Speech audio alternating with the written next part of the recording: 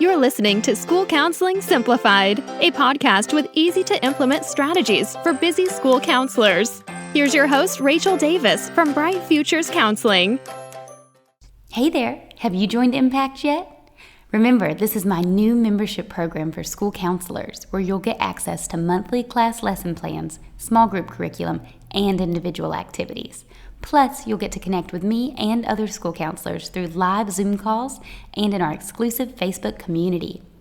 Wouldn't it be nice to have someone plan all of your counseling lessons and activities, provide the resources to you each month, and show you step by step how to use them, when to use them, and who to use them with?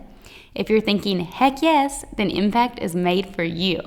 Your counseling life is about to get a whole lot easier. So what are you waiting for? Sign up today at stressfreeschoolcounseling.com/impact. Hi, everyone. Thanks for listening to another episode of School Counseling Simplified, or for viewing another episode if you're watching this. I am so excited. Today we have our very first podcast guest. We have Richard Capriola, and he is here to talk to us about adolescent substance abuse and his new book. So welcome, Richard. Thank you for being here today. Thank you, Rachel. It's a pleasure to be here, and I appreciate you giving me some time to talk about my book and this important topic of adolescent substance abuse.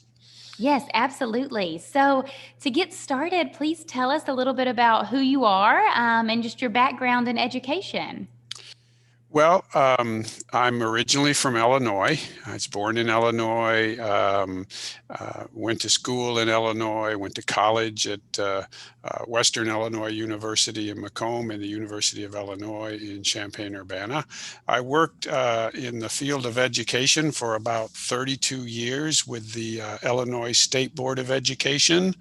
I had a number of roles during that time. I was involved with governmental relations as a lobbyist for education. I went on to assume responsibility as a special assistant to the state superintendent of education, where I was responsible for communications and external relations. I retired after 30 some years of education work for the State Board of Education, and that's when I got involved in mental health and substance abuse counseling. Very interesting. Wow. So you have quite a long history in education then, quite the background. Yes, quite a tenure in education, and it was quite an experience. I enjoyed education and working with educators throughout the state of Illinois. And when you said you got involved into the substance abuse field, what did that look like? How did you get involved and what did you begin to do? Well, while I was working for the State Board of Education, I also took a part-time position working for a regional mental health crisis center.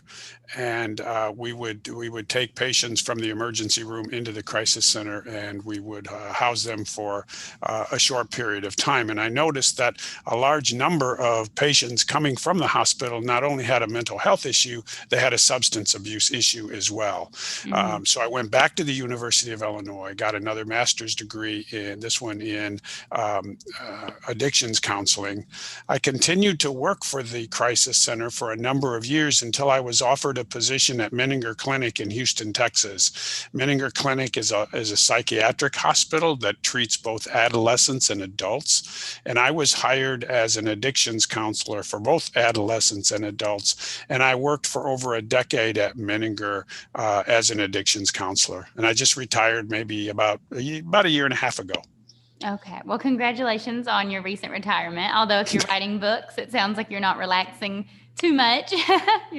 Well, this pandemic has sort of kept my wife and myself, from doing as much traveling as we had planned, but we are looking forward to getting back to that. But I did take the time as an opportunity to write this book for families and parents, because so many of the parents that I talked to after I had explained their child's history of using alcohol or drugs and given them the diagnosis, they would look at me and they would say something like, I had no idea this was going on. Or if they did suspect their child was using a substance, they would say, well, I thought something was going on, but I didn't know it was this bad. So I wanted to write a very non-technical, concise, short book that would give parents the information they need so that they would feel better informed about adolescent substance abuse. And also teachers and educators as well, because they're on sort of the front line with dealing with these adolescents. So I also intended for it to be a resource for counselors and for teachers so that they would have the basic information on adolescent substance abuse. Absolutely. And I like that you mentioned it was concise because you said fewer than 100 pages, right? It runs around 107 pages. Each Okay. chapter is short and concise. And I think that's so important just to make it digestible and attainable. And we want it to feel approachable for parents and educators, not like a big textbook, but just real strategies that they can use to help their children and students. That was my goal. I'm glad to hear Mhm. you say that. That was my goal. I wanted it to be a book that a parent or a teacher or a counselor could read in a very short period of time and walk away with the idea that, okay, I've got this. I understand it better now than I did before. Right. So you told us a little bit about why you decided to write this book, but what does the book cover? Can you kind of give us a little summary or breakdown of what it covers and how this is helpful for educators and parents? It has short chapters with explanation and information on the street drugs that children might be exposed to. So, for example, they can learn about marijuana, they can learn about cocaine, they can learn about LSD, the basics of those drugs. It has a chapter that talks about the extent of substance use among the adolescent population today. So readers can very quickly get a handle on what drugs and substances adolescents are using. It's a brief overview of what's going on in America with adolescent substance abuse. It has a chapter on the neuroscience of addiction, so readers get an understanding of how drugs work in the adolescent brain. It's very non-technical, it's not scientific, it's down to earth, layman's approach to how these substances work in a child's brain. There's also a chapter on assessments. So if you have a child that you suspect is using a substance, what assessments should you get done? Because you need more than just an addictions assessment. So this chapter goes through the different assessments that you should be looking for if you suspect your child is using a substance like alcohol or drugs. There's also a chapter on what we call process disorders. These are disorders that often accompany a child's use of alcohol and drugs. Examples would be eating disorders and self-injury and gaming. So it talks about what are those issues that often accompany alcohol and drug abuse. And then throughout the book, there are warning signs because parents oftentimes don't know what the warning signs are to look for. So the book identifies warning signs for a child that might be abusing alcohol, warning signs that might indicate your child is using marijuana. There are warning signs that might alert you to your child is developing an eating disorder or might be self-injuring. So the warning signs are there to help parents know what to look for and what to watch out for. And then there's other chapters that deal with resources and what you should be looking for in the event that you need a treatment program. What does a good evidence-based treatment program look like? Mm-hmm. Yes, and I find that interesting. You mentioned the chapter on what's going on in the brain, and you said it's easy to understand and it's not very complex or scientific. Have you ever discussed that with the adolescents themselves? Because I'm thinking sometimes just telling a student about how this is actually affecting their brain neurologically, maybe that could be helpful for them to know or maybe deter them from Well, experimenting with some of these drugs. it's interesting that you bring that up because that is the one thing that I found really works with adolescents. Telling them it's illegal, telling them they might get poor grades, telling them they might drop out of school and never get a job. That goes over their head. They don't pay Right. attention to it. They don't believe it.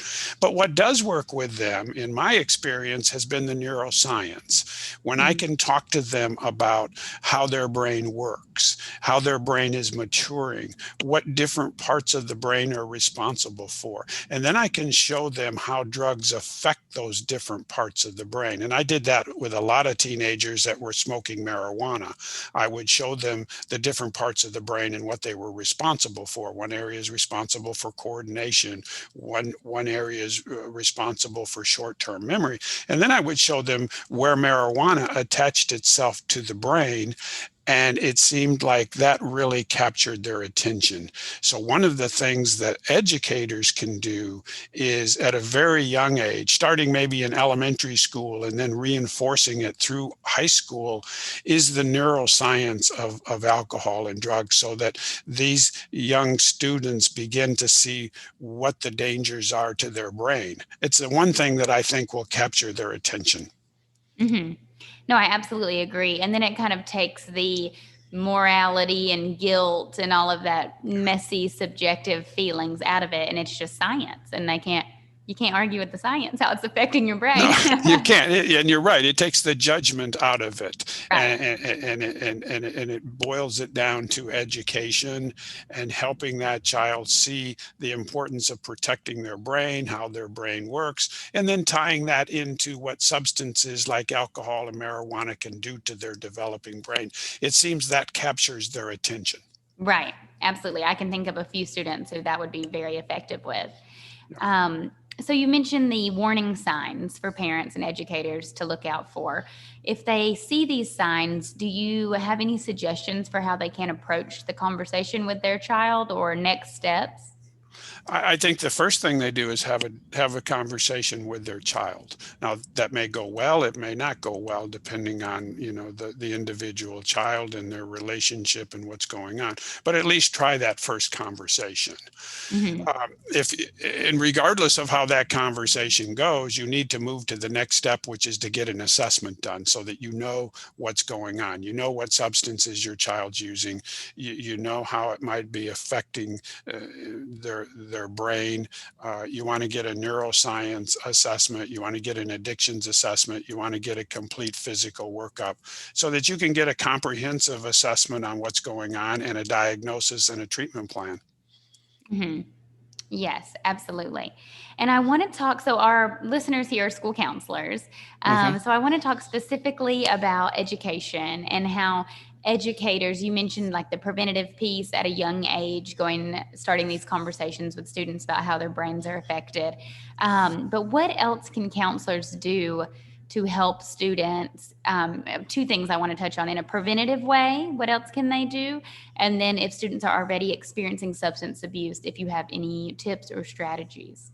I think in a preventive way, counselors can take the lead on helping teachers understand the importance of what we just discussed, which is the neuroscience and how to get through to students, so that teachers on the front line are aware of the importance of the neuroscience and talking to kids and educating them about the neuroscience.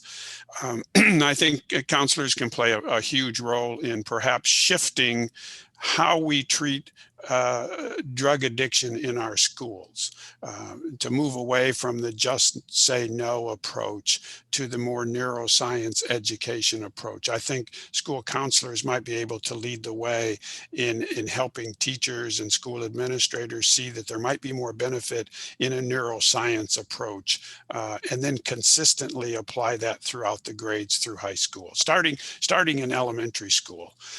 In terms of individual work, What I found in my own practice that what works with these young men and women is to talk to them about the neuroscience on a one-on-one basis, and to individualize it for them, and to take the time to listen to their perspectives. Because so many times when you get beyond the alcohol and the drug use, you find an underlying mental health issue that's driving that child's use of a substance.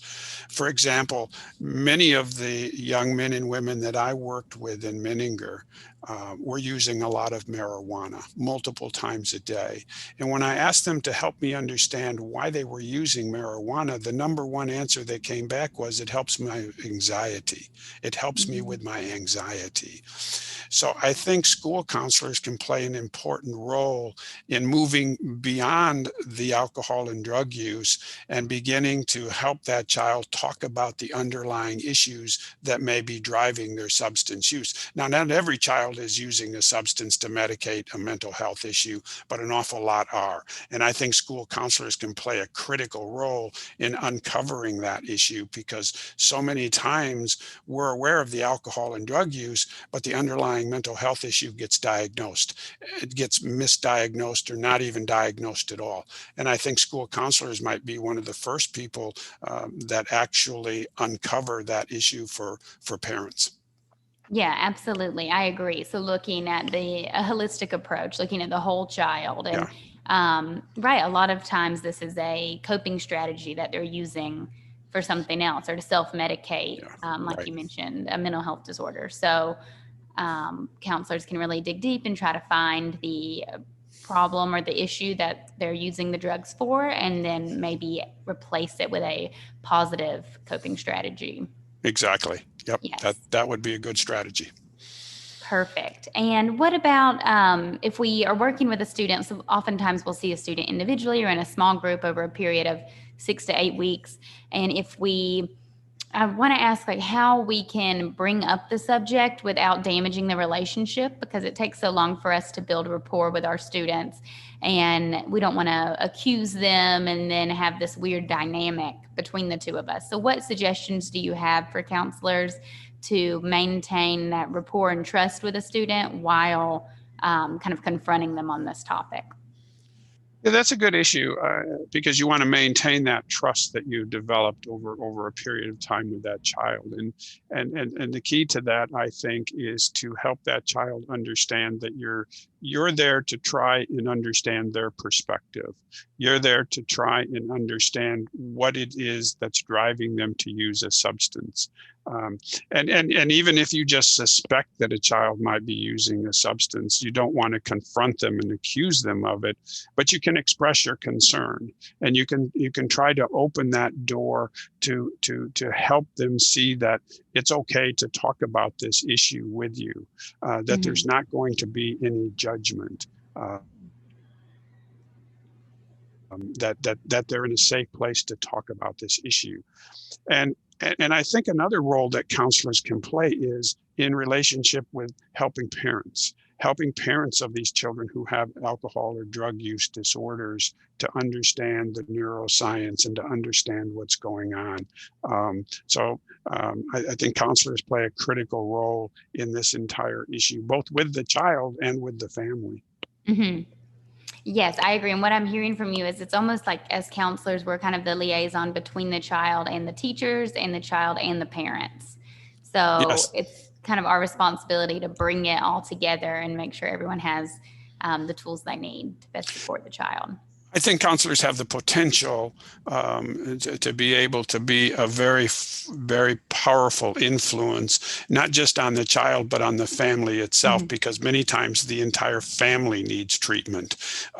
But they also can be a powerful influence for educating parents of what's going on with their child. Mm-hmm. Absolutely. And do you have any recommendations, aside from recommending your book? What could we do to parents as like a parent education piece to spread awareness on warning signs? Do you have any suggestions for counselors? Aside from my book, I think counselors have a tremendous opportunity to take the information that's in my book and use it as almost a way in which they can set up a program to talk to parents, maybe have a session with parents, and maybe not use all of the chapters in the book, but use some of the chapters in the book so that parents might walk away from a meeting, and maybe it's just an information meeting on adolescent substance abuse for parents, but use my book or the subjects in my book as sort of an outline of what a counselor would want to do in a group session with parents, with the objective that when those parents leave that session, they know more about this issue than they knew before they walked into it. I think counselors could hold a number of sessions with parents, small group education sessions where parents are given the information that's in my book and are able to walk away thinking and knowing that they understand this subject better than what they did before the meeting. I think that would Right. be very powerful. Yes, I'm thinking of like a parent workshop Yeah. type thing. That would be great, just to educate the parents and to give them this material and make it digestible for them, and so they feel confident to approach the subject with their children. I think that's an excellent idea. I think it would be very informative and very attractive to parents. It's a scary subject for a lot of parents. Many parents don't want to approach the issue. They want to stay in denial, and then they get caught later with finding out that their child is actually using a substance. So, knowledge is power, and the more knowledge we can give to parents in an informal type setting with people they trust, like school counselors, then I think they feel better prepared to deal with this issue in the event it comes up. Mm-hmm. Absolutely. Was there anything else about your book that you want the listeners to know today? I would just say, don't be afraid of this subject. As a parent, as a counselor, learn as much as you can about, the information that's in the book. As a counselor, I would recommend that you get a copy of the book and keep it in your office so that you have it as another resource that you can use with parents. But definitely it is an issue that is very important out there. We're starting to see in the last 3 years a surge among the adolescent population in vaping, which is vaping, turning a substance into a vapor that the teenager then inhales. And in the last 3 years, we've seen a surge of vaping nicotine and marijuana. So it's becoming quite a problem out there. Mm-hmm. Awesome. Well, thank you so much for coming on School Counseling Simplified today and sharing your knowledge with us and empowering us to tackle this topic with our students and families. If counselors want to find your book or connect with you further to ask any questions, where can they do so? I would recommend they go to the book's website, which is www.helptheaddictedchild.com. There they can read endorsements, they can read book reviews, they can see a sample chapter from the book. There's also a parent workbook that's a very short, concise workbook that you might find helpful in working with parents. And actually, I recommend that the parent workbook be done with a parent in consultation with a school counselor, so that a parent actually goes through the workbook and then maybe shares that information with a counselor. There's also a way that they can purchase both the book and the workbook. The book's available in electronic form for people who like to read on their reader, or they can order the paperback book. The parent workbook is in a paperback form. That's all available from Amazon, and also you can order it through the book's website. And there's also a link where you can contact me. So the website is www.helptheaddictedchild.com. Okay. Excellent. And I will link to that in the show notes so everyone can Great. find it easily. Thank you again for your time and for talking to us about this important topic. Do you have any final thoughts or anything you'd like to share?